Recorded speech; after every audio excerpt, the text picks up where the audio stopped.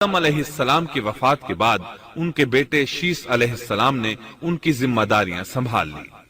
اب تبلیغ کا کام انہیں کرنا تھا۔ ادھر قابیل جو نرم زمین میں جا آباد ہوا تھا، اس کی اولاد نے فتنہ و فساد اور سرکشی کی زندگی اختیار کی۔ انہوں نے قتل و غارت گری کا بازار گرم کر دیا۔ یہ لوگ آدم علیہ السلام کی قوم کے پاس سے گزرتے تو وہاں بھی فساد مچاتے۔ ابن عباس رضی اللہ عنہما سورۃ الاحزاب آیت 33 کی تفسیر کرتے ہوئے فرماتے ہیں، پرانے زمانے کی جاہلیت کی طرح اپنے بناؤ کا اظہار نہ کیا کرو۔ اس وقت دو نسلیں آباد تھیں، ایک پہاڑ پر اور دوسری نرم زمین پر۔ پہاڑوں کے مرد خوش شکل تھے، عورتیں سیاہ فام تھیں، جبکہ زمین والوں کی عورتیں خوبصورت تھیں اور مردوں کے رنگ سانولے تھے۔ اب ابلیس نے اپنا کام شروع کیا۔ وہ انسانی شکل میں نرم زمین والوں کے پاس آیا اور ایک شخص کا غلام بن کر رہنے لگا۔ پھر اس نے بانسری شکل کی ایک چیز ایجاد کی اور اس کو بجانے لگا۔ لوگ اس آواز پر لٹو ہو گئے، اس کے گرد بھیڑ لگا کر سننے لگے۔ پھر ایک دن میلے کا مقرر ہو گیا، اس میں ہزارہا مرد اور عورتیں جمع ہونے لگے۔ اتفاق سے وہاں ایک دن ایک پہاڑی آدمی بھی آ گیا۔ اس نے میدانی عورتوں کے حسن و جمال کو دیکھا۔ اس نے اپنے قبیلے والوں سے ان کے حسن و جمال کا ذکر کیا۔ اب وہاں کے لوگ کثرت سے میدانی علاقے میں آنے لگے۔ اس طرح آہستہ آہستہ مردوں اور عورتوں میں اختلاط بڑھا، بدکاری اور زناکاری عام ہوئی، جبکہ یہ سب کام شیس علیہ السلام کی شریعت میں حرام تھے۔ یہ سب بیان کرنے کے بعد ابن عباس رضی اللہ عنہما کہتے ہیں، اللہ تعالیٰ کے قول وَلَا تَبَرَّجْنَ تَبَرُّجَ الْجَاهِلِيَّةِ الْأُولَى کی یہی تفسیر ہے، اور قدیم جاہلیت سے یہی مراد ہے، کیونکہ ان لوگوں نے زمین میں ایک عظیم فساد اور انتشار برپا کر رکھا تھا۔ شیس علیہ السلام اپنی قوم کے لوگوں کو سمجھاتے رہے کہ وہ ان شریر اور فسادی لوگوں کے ساتھ میل جول نہ رکھیں، لیکن شیطان مسلسل انہیں ورغلاتا رہا، یہاں تک کہ شیس علیہ السلام کے ساتھ بہت تھوڑے لوگ رہ گئے اور قابیل کی قوم میں بہت اضافہ ہو گیا۔ لوگ یوں ہی زندگی بسر کرتے رہے، یہاں تک کہ اللہ تعالیٰ نے ان میں ادریس علیہ السلام کو مبعوث فرمایا۔ اس بار ہم آپ کے لیے پیش کر رہے ہیں قصص الانبیاء۔ انسان کی فطرت میں کہانی یا قصص سے دلچسپی روز اول ہی سے پائی جاتی ہے۔ قصص کا لفظ عام طور پر کہانی یا داستان کے لیے استعمال ہوتا ہے، لیکن قرآن مجید میں انبیاء کے جو قصے بیان کیے گئے ہیں ان کی غرض و غایت کچھ اور ہی ہے۔ اللہ تعالیٰ نے انسانیت کا آغاز فرماتے ہی انبیاء کا سلسلہ شروع فرمایا۔ انبیاء اور رسول پے در پے آتے رہے۔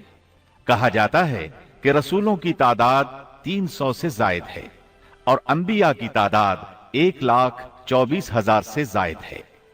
گویا اللہ تعالیٰ نے بنی نوع انسان کو سیدھا راستہ دکھانے کے لیے اتنی بڑی تعداد میں انبیاء اور رسول مبعوث فرمائے۔ قرآن کریم کے بیان کردہ قصص حقیقت پر مبنی ہیں، اس لیے دوسرے تمام قصص اور واقعات سے امتیازی حیثیت رکھتے ہیں۔ ان کا تعلق خیالات اور ذہنوں سے گھڑی ہوئی باتوں سے نہیں، بلکہ وہ زمین پر واقع ہو چکے۔ انسانوں نے اپنی زندگی کے مختلف ادوار میں ان کا مشاہدہ کیا، اور پھر یہ واقعات اس لحاظ سے بھی منفرد ہیں کہ عبرت کا باعث ہیں۔ قرآن کریم کے یہ قصص لطف اندوز ہونے کے لیے ہرگز نہیں سنائے گئے، بلکہ ان سے تو بنی نوع انسان کو سیدھا راستہ دکھانا مقصود ہے۔ یہ مقصد تھا کہ انسانیت عبرت پکڑے، روز جزا کے بارے میں آنکھیں کھول لے، ان واقعات کو سن کر اور پڑھ کر اپنا راستہ منتخب کر لے۔ گزشتہ انبیاء کی امتیں جو بھیانک جرائم کرتی رہی ہیں ان سے اپنا دامن بچا لے۔